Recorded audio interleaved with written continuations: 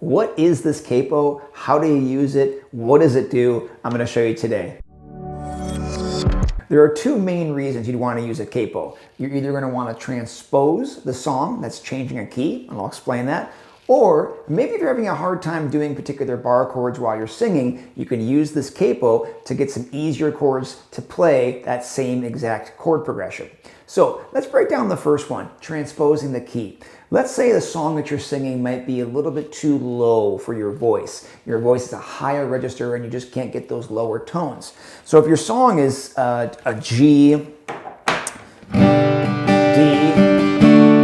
minor, C, okay? You could put the capo clamped on the first fret, and I always clamp it right above the fret, right above the wire, not on it and not too far away from it, right above it.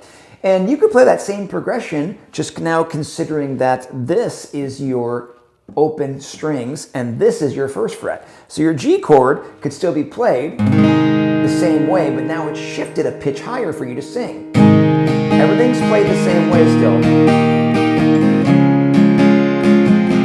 Okay? So now your voice can maybe hit those notes that are easier being a little bit higher. I can go really high if I want to, 5th fret. And again, this is now the 1st fret, so to do a G chord, we always do it on the 3rd fret. Same distance from the open strings, just have to pretend this is the top of the guitar now. These are gone, we can't hear these anymore, they're over. So we're gonna do G, D, E minor, C. And it sounds, again, the same distance intervals, same quality of chords, just a higher pitch for you to be able to do it in a different key to sing it. So that's the first reason you'd want to use that. Okay, for the second reason, you might run into a song that requires you to do a B minor chord. The B minor is going to be a bar chord, and that might be a thing that you still could be working on right now as a guitar player. Or some accomplished guitar players are singing and they don't want to, maybe use the full effort of jumping to a bar chord while singing a song. So the capo can actually be an assistance to you in order to get you to play that same chord progression but not use a bar chord. Let me show you how.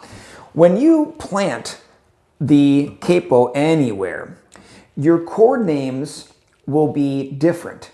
The shapes are the same. So for example, if I have the capo on the 2nd fret and I'm doing this G shape, I know it looks like a G, but the sound is obviously not a G.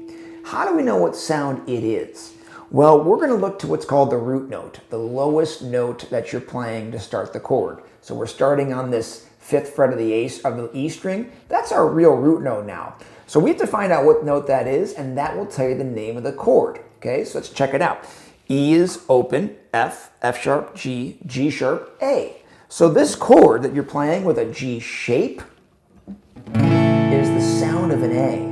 Listen, if I take that off, you'll actually hear that. Same sound, it's just you're using a different shape for it. So with that being said, okay, we can do other chords, like I said, with that maybe might be bar chords, but making them a little bit easier shapes. So let's take this little example here to maybe explain this. So when we have a progression that might be hard to play, D, G, E minor to A, and you want to try to do that same song but not use the B minor. You can put the capo on the 2nd fret, okay? And we have to find another way to play a D chord now, okay? Because this is not gonna work, it's not a D anymore. So we gotta find a D. How do we do that? Well, the D note is here on the 5th fret of the A string, and I can create the C shape, and that's a D chord now. I know it looks like a C, but we're hearing a D. Okay? The next chord that I played in there was a G. So I have to find, again, a G note that I could do that as a root, and that G is right here on the 5th fret of the D string. So I would make an F shape. So I can go D, G. Now here's the one I gotta find out. We gotta do that B minor, okay? Now, here's the good news, the capo. The capo is covering the B note on that A string. So I can do an A minor shape now instead of doing that pesky bar chord.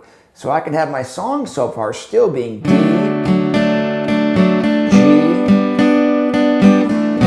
B minor. Okay, then I land on an A, which we looked at earlier in the example, which would be that G shape was the A. So the root notes are different. The shapes are familiar, but the root notes are all based on what you're on. So you could find that anywhere on here. This kind of brings you back to maybe a very important thing if you haven't learned this, is you got to know the names of the notes on the fretboard. I know it's a really big task, but if you start to learn that, it really can open doors with this capo and help you play progressions differently. And it's your instrument, you should know them anyway. There's actually a link in the description to a video I did about how to learn the names of the notes on the fretboard a little bit easier, so check that out as well. Hey, if you guys are looking for a full online guitar course that does stuff like teaching you about the capo, go to the guitarfactoryoc.com. There's a full roadmap about learning all these necessary things you gotta know to be a great, well-rounded guitar player. The link is in the description below. Go ahead and click that. You can get access to your free quick start course today. But now I could play the same song with you here, the D, G, E minor, to A, with the capo on 2, and now do the same song.